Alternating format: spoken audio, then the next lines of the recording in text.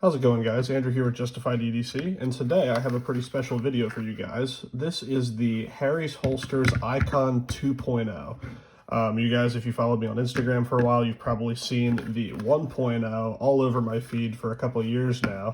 And they just launched the updated version of this with several considerable improvements that I think make this, what was already a great holster, a fantastic holster. That I think will work for just about everyone.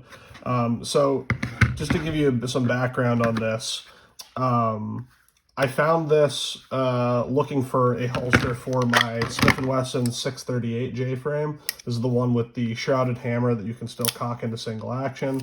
And just for all you safety nerds out here, yes, it is unloaded.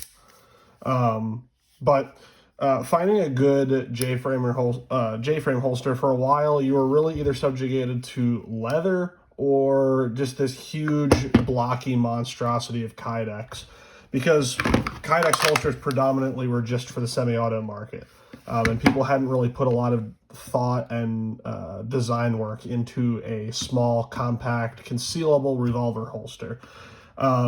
So if we start off with the 1.0 here, one of the things that you'll notice right off the bat is just how slim it is.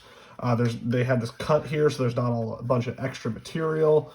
There's not a bunch of stuff sticking up here on the back unnecessarily. It's just an open top.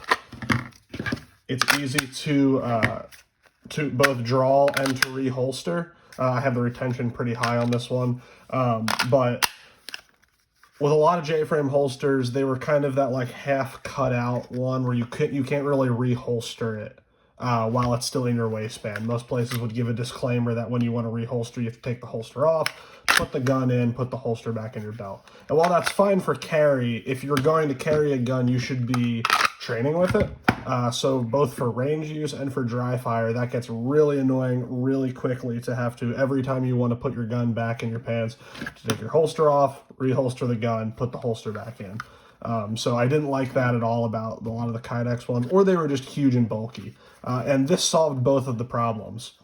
Now, you might be thinking to yourself, you see there's no wing on here, no concealment wing, right? You see a lot of semi-auto holsters. If you're not familiar with the idea of a wing or a claw, whatever, the different places call it different things, it's a little plastic piece usually that kind of comes out and comes up, and it sticks out, and when you run your belt through the holster, here I have my blue Alpha Gear belt here that I wear. So what a claw does is the part of the gun that prints the most when you're carrying is the butt of the gun, the grip. So normally that might kind of tuck out like that. So if this is your waistband and that grip is kind of tucked out, that's going to print on your shirt. What the claw does is it sticks out here and it pushes, once it's up against your body, that claw pushes against your belt and tucks the grip into your body so that it's not printing outside of your waistband, it's not pushing against your shirt, and people aren't going to be able to tell what's under your shirt.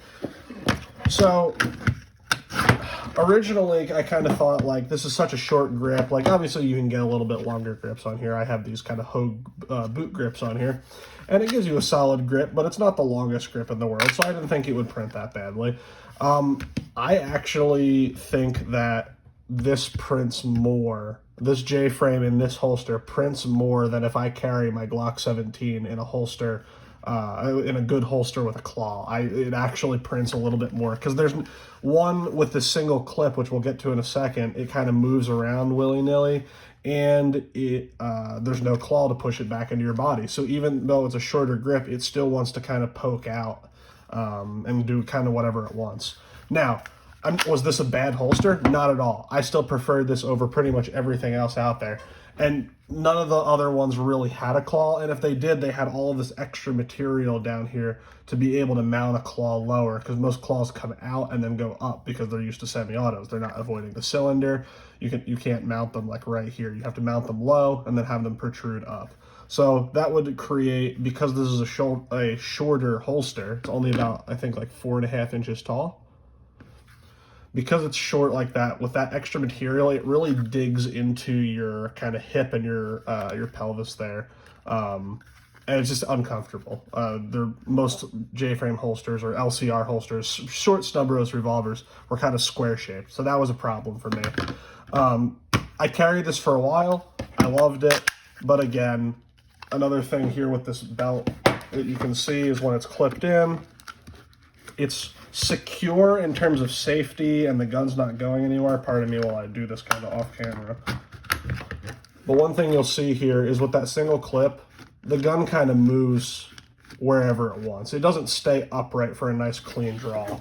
So if you were carrying like this and you holstered it, you put the holster in your pants, you're expecting to be able to come down here for a nice clean draw, but all of a sudden you've been sitting and now your gun's tucked over like this. Well, now when you come in, you're kind of grabbing at an angle and you're not pulling straight up, and that causes all kinds of problems. So it still wasn't a huge problem, but it was definitely one that I wish would have been addressed. And they did address it with the 2.0. So we're going to set aside the 1.0 here for a second and talk about the 2.0, what they changed. So you can kind of see here from the form factor, it's very similar still. It's still pretty much the exact same size. It's a little taller here, not a big deal. The other thing I should mention here is that with the single clip, this was reversible as well. So you could cant this a number of directions, but you have to flip it to the other side. So this works for left or right hand carry. On this one, because you have the dual clip here, it isn't reversible. You can get them for left or right hand carry. You just have to specify that when you order it. But this uses the discrete carry concepts monoblock, which is my favorite holster clip on the market, and I have never seen any Revolver holster use this up until now. It was pretty much all single clips, whether it was DCC or Raven concealment or just those plastic shit clips. These are some of the best clips on the market, and I'll tell you why. Bring the belt back out here and get this on here. So not only do we now have a concealment wing, but with the monoblock, you get a lot less rock in your holster. So with the pressure of this up against your body and the concealment wing pressing against the belt, this doesn't tend to rotate as much around. I can do it because there's no pressure on the back of the holster right now, but this doesn't really move around as much. It keeps it a much more stable platform than just the single clip did. So that's one big advantage. And then two, they also solved the problem of the concealment wing. So this probably doesn't look like a lot of other concealment wings that you see. That's because they designed this. This is their proprietary Harry's Holsters wing. They designed this themselves to work with revolvers. And if you can kind of see under there, there's two screws where it's actually mounted underneath the clip. The reason that they mounted it underneath like that is because, like I said before, most clips are kind of angled where they protrude out and then they stick up. Well, if you want to do that, you have to mount it lower than your clip, and then you have to have extra kydex down here. That's going to be digging into your leg. This solves that problem. Not only does it avoid the cylinder and all of that good stuff, but it allows you to still have that cut there that makes it much more easy and comfortable to carry, but you still have the added bonus of a concealment wing, which I think is absolutely fantastic. Couple other little touches that they added is, let's see if I can grab my flashlight here. You can see down inside there, right there, I'm kind of pointing with my finger, and I don't know if you can see it that well, but it actually tells you what model gun it's for. So if you have a J-frame and you have an LCR and you have a Taurus and you have these holsters for all of them, you don't have to try to jam your guns in there and figure out which one fits which. The name is printed on the inside, so that's a nice little touch. I should mention that they do make these left and right-handed for a ton of different J-frame models. This is the J-frame model, and they have a list of which models this is compatible with. This is the 638, but all your standard Smith & Wesson J-frames are compatible with this. They don't fit with laser grips, though. That is one thing that they are very clear about on the website. But they also make these for the Ruger LCR, and I think 2 different Taurus models as well. So you're pretty well covered for all of your standard small snub-nose revolvers. I'm trying to think of things that I don't really like about this. This still has the same feature where it's open top and you can still reholster easily and safely when the holster is still in your waistband, which is nice. My only real nitpick is, if you can kind of see here, if I put these up next to each other, you can kind of see how this one goes. Let me take the gun out. You can kind of see how this one goes up a little bit higher. It's not just a flat open top.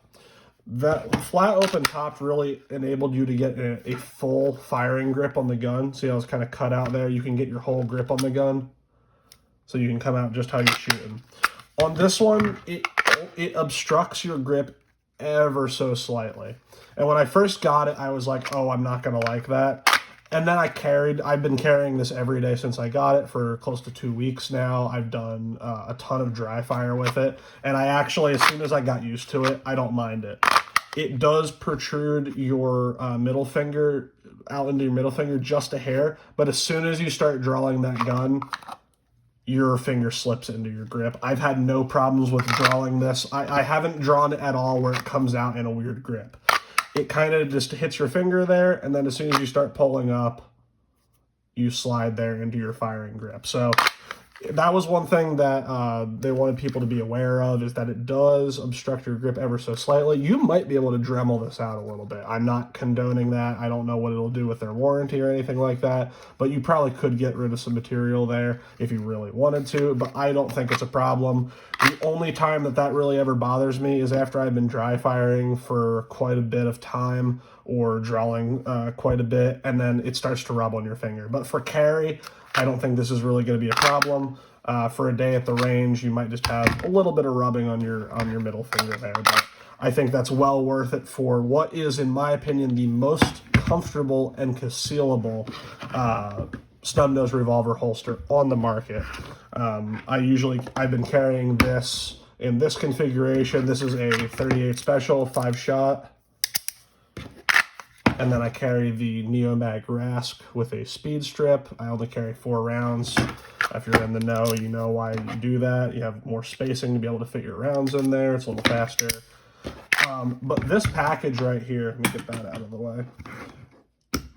A small revolver with the Icon 2.0 and a RASC like this is a very capable setup. And this kind of brings, I think, it goes back to the idea that revolvers are kind of antiquated, and I think they are in a lot of ways. You're definitely more capable with a semi-auto.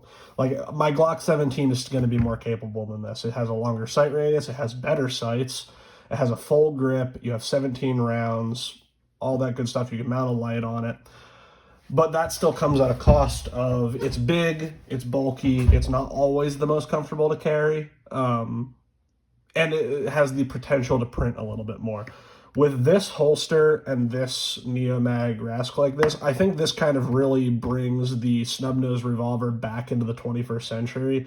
In terms of the gun itself may have its limitations, but at least how you carry it and how you create a system around it is kind of updated for the modern world. You have cloth grabbing clips. You can carry this without a belt if you really wanted to.